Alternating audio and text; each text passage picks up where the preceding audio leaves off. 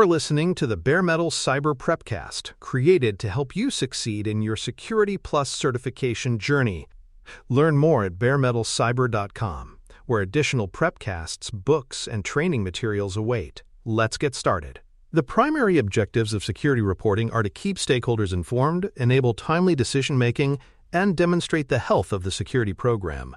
Reports transform raw technical activity into digestible insights, ensuring that executives, risk owners, and auditors understand the state of defenses. At the same time, reporting provides operational staff with actionable details for day-to-day response. Without structured reporting, organizations risk blind spots where incidents are missed or management is unaware of deteriorating controls. Reporting bridges the gap between operations and leadership, ensuring alignment across all levels of the business. Monitoring has equally critical objectives: detect anomalies, validate that controls are operating as expected, and preserve evidence for investigations. Continuous monitoring ensures that attackers cannot remain undetected for long periods, reducing dwell time. It also provides assurance that security investments are working, for example, showing whether MFA rejections are happening as expected.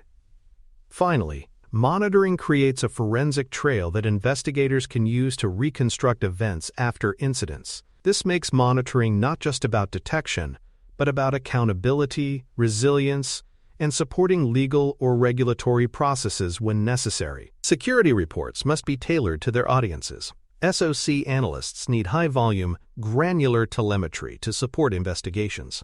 Operations teams benefit from summary views of system health and recurring issues. Risk owners want risk-framed reports showing potential impacts to their business units. Executives need concise risk briefs that highlight strategic exposures and program health in business terms. Auditors require structured evidence that maps directly to controls and compliance obligations. Delivering the same report to all audiences leads to confusion or overload. Tailoring ensures that each group receives exactly what they need to act effectively. The foundation of monitoring lies in telemetry sources.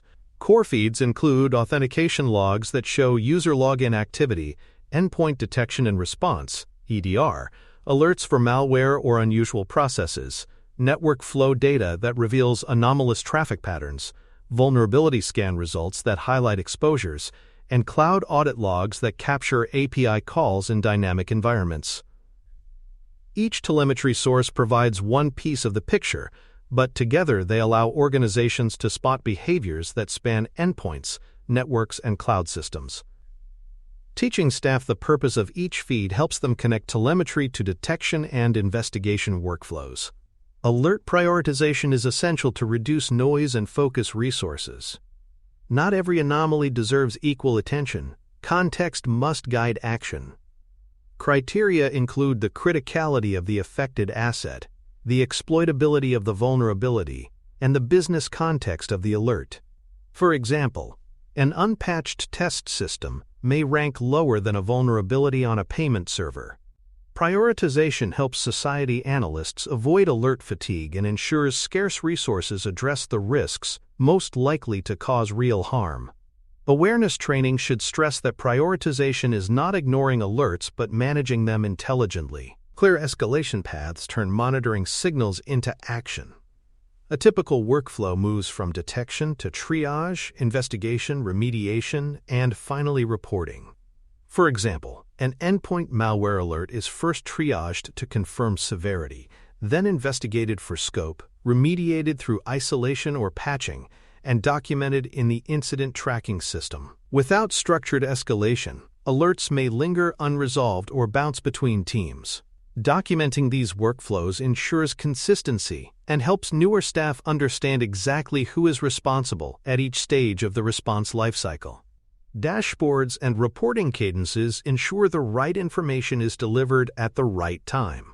SOC dashboards show real-time activity for immediate response. Daily operations reports summarize the last 24 hours for managers. Monthly executive briefings roll up incident trends, control health, and open risks in terms leadership can act on. For example, executives might see a monthly risk report showing increased phishing clicks in a department, prompting targeted investment in training. By aligning cadence with decision-making cycles, reports remain relevant and actionable without overwhelming recipients. Service-level agreements, SLAs, bring accountability to monitoring and reporting. They define expectations for how quickly alerts must be acknowledged, how long investigations should take, and when remediation should be completed. For example, a critical alert might require acknowledgement within 15 minutes and remediation within 24 hours. SLAs create transparency for stakeholders and provide measurable benchmarks to track whether the society is performing effectively. Awareness of SLAs also ensures staff understand the urgency behind their work and why timely reporting matters. Integrating threat intelligence strengthens monitoring by ensuring that detections prioritize active, relevant threats. For example, if global intelligence reports active ransomware campaigns targeting VPN appliances, monitoring should escalate anomalies tied to those systems. Integrating threat feeds with telemetry ensures SOCs are not just reacting to random noise, but proactively hunting for adversaries most likely to strike. Training should explain how to interpret threat intel in context, so analysts don't overwhelm workflows with generic feed data, but focus on aligning intel with organizational assets. Evidence preservation is critical for investigations, audits, and legal defensibility. Monitoring systems must capture snapshots of telemetry, ticket references, and maintain chain of custody for all findings. For example, a suspicious network capture may be preserved with cryptographic hashes to prove integrity in court. Without strong preservation practices, organizations may lose the ability to investigate thoroughly or prove compliance. Teaching staff how to preserve evidence properly ensures findings remain credible, defensible, and usable for both technical analysis and external review. Continuous improvement loops ensure reporting and monitoring evolve with changing environments. Incident reviews should feed back into refining detection thresholds, reducing false positives, and updating escalation workflows. Metrics such as average investigation time or percentage of alerts closed without action help identify bottlenecks. For example, if phishing alerts consistently overwhelm analysts, thresholds may need adjustment or automation introduced. Continuous improvement ensures reporting remains effective and monitoring adapts, preventing controls from becoming stale or misaligned with the current threat landscape. A practical starting point is to build a daily operations report template. This might list the top 5 active alerts by risk level, show a 24-hour trend chart of alert volumes, and include a section on required actions for on-call teams. Such a template makes complex monitoring data immediately usable, ensuring that operations staff start each day with clear priorities. By practicing with small, structured reports, organizations learn how to scale their reporting practices into full programs that cover executives, auditors, and regulators with equal rigor. By the end of Part 1, learners should see that security reporting and monitoring are intertwined disciplines. Monitoring provides telemetry and detections, while reporting transforms them into actionable insights for diverse audiences. Together, they ensure visibility, accountability, and agility in responding to threats. With this base, Part 2 will explore how to design service-level objectives, control alert fatigue, automate enrichment, and standardize reporting to strengthen both operations and governance. For more cyber-related content and books, please check out cyberauthor.me. Also, there are other prepcasts on cybersecurity and more at baremetalcyber.com. Service-level objectives, SLOs, help organizations measure whether monitoring systems themselves are reliable. While SLAs define expectations for people, SLOs focus on systems. Common objectives include ingest latency, how quickly logs are collected, query availability, whether analysts can reliably search telemetry, and alert-to-ticket conversion times, how long it takes for detections to become actionable tickets. For example, an SLO might require 99% of logs to be ingested within 5 minutes of creation. By defining and measuring SLOs, organizations ensure their monitoring infrastructure supports timely detection and reporting rather than becoming a bottleneck. Alert fatigue is one of the greatest challenges in security operations. and controls must be built to prevent it. Deduplication eliminates repeated alerts for the same issue, suppression windows avoid alert storms during known events like patch cycles, and dynamic thresholds adjust baselines so normal fluctuations don't trigger alarms. Grouping rules bundle related events into single alerts. For example, treating 10 failed logins from one IP as one incident. These techniques reduce noise, allowing analysts to focus on real threats. Awareness of fatigue controls ensures monitoring remains sustainable and analysts remain engaged and effective. Automated enrichment pipelines add valuable context to alerts before they reach analysts. Instead of providing only a raw detection, pipelines can automatically attach information about the affected asset's owner, location, last patch date, and criticality. For example, a login anomaly alert might be enriched with the user's department and whether MFA was enabled. This reduces manual lookup time and enables faster triage. Enrichment ensures alerts are actionable upon receipt, transforming monitoring outputs from raw data into decision-ready intelligence that accelerates response. Standardized report formats are essential for audits and regulatory reviews.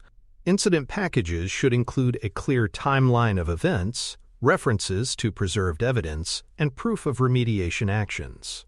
For example, a PCI DSS audit might require showing logs of a detected incident, the ticket documenting remediation, and screenshots verifying patching. Without standardization, reports risk inconsistency or missing critical evidence. Templates provide structure, ensuring every package meets governance expectations and making it easier for external reviewers to validate that incidents were handled appropriately. Runbook linkage ensures every alert type maps to a triage checklist and defined escalation authority. For example, a malware detection alert should point to a runbook instructing analysts to isolate the device, collect logs, and escalate to endpoint teams. Without runbook integration, analysts may handle alerts inconsistently or overlook critical steps. Linking alerts to runbooks enforces discipline, reduces variability, and provides less experienced staff with guidance. Over time, runbooks also serve as living documentation, updated with lessons learned to improve the quality of future responses. End-to-end telemetry coverage assessments identify blind spots in monitoring. For example, endpoints may be well covered by EDR, but network logs might miss east-west traffic between servers. Cloud audit logs may not be fully ingested, leaving gaps in visibility for API activity. Periodic assessments ensure all critical domains are monitored and new data sources are onboarded as environments evolve. Coverage reviews prevent organizations from being surprised by incidents that occurred in areas not previously visible, strengthening overall detection capabilities. Incident trending analysis helps organizations look beyond individual events to root causes. By categorizing incidents and tracking distributions, teams can see whether certain vulnerabilities, misconfigurations, or behaviors recur. For example, if 30% of incidents stem from unpatched systems, the data supports investing in improved patch management. Trend analysis provides leadership with insight into long-term control effectiveness and informs resource allocation. Instead of treating incidents as isolated, trending reveals systemic weaknesses that, once addressed, reduce overall risk. Stakeholder notification templates ensure communication is timely, accurate, and role-appropriate. Different severities may require notifying operations, legal, executives, or even customers. Templates standardize the process, avoiding delays or inconsistent language. For example, a high-severity incident may trigger an executive summary within 2 hours, while a lower-severity one only requires internal team updates. Templates also ensure regulatory reporting requirements are met, helping organizations notify authorities within mandated timeframes. Structured communications prevent chaos, ensuring stakeholders receive consistent and appropriate information. Secure distribution methods are critical for sensitive reports. Reports should be shared through encrypted channels, access should be logged, and permissions limited to authorized recipients. For example, an executive risk briefing may be distributed via a secure portal requiring MFA, not by email attachment. Access tracking ensures accountability, showing who viewed or downloaded reports. Secure distribution protects sensitive details from leaking and ensures compliance with privacy and regulatory requirements, reinforcing trust that security reporting itself does not introduce new risks. Training recipients on report interpretation ensures reports drive consistent and timely action.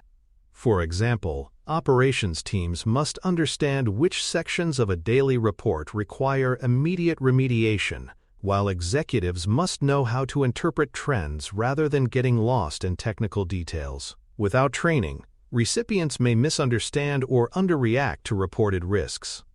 Briefings, walkthroughs, and annotated examples help stakeholders use reports as intended. Report quality is not just about content, but also about ensuring the audience understands and acts on the information effectively. Governance around reporting ensures changes to dashboards, KPIs, and escalation rules are controlled. For example, adding a new KPI on phishing report rates should be reviewed and approved to confirm it aligns with strategy. Governance prevents scope creep, ensures consistency across time, and avoids conflicting metrics that confuse stakeholders. Regular reviews by governance committees also keep reporting aligned with regulatory requirements and business priorities. By applying governance discipline, organizations ensure reporting remains a trusted, authoritative source rather than an ad hoc collection of metrics. Ultimately, effective security reporting and monitoring are inseparable. Monitoring instruments the environment with telemetry and detections, while reporting prioritizes, contextualizes, and delivers those insights in tailored formats that drive action. Together, they reduce dwell time, highlight systemic weaknesses, and build organizational accountability. Success requires continuous improvement, enriching alerts, tuning thresholds, and evolving reports as threats and business needs change. By treating reporting and monitoring as a single loop, organizations create clarity from complexity and resilience from raw data. Thanks for tuning in to the Bare Metal Cyber Prepcast, your trusted source for cybersecurity news and insights. Remember to subscribe at baremetalcyber.com so you never miss an update. And visit cyberauthor.me for best-selling cybersecurity books that equip you with expert knowledge. Until next time, stay secure and stay vigilant.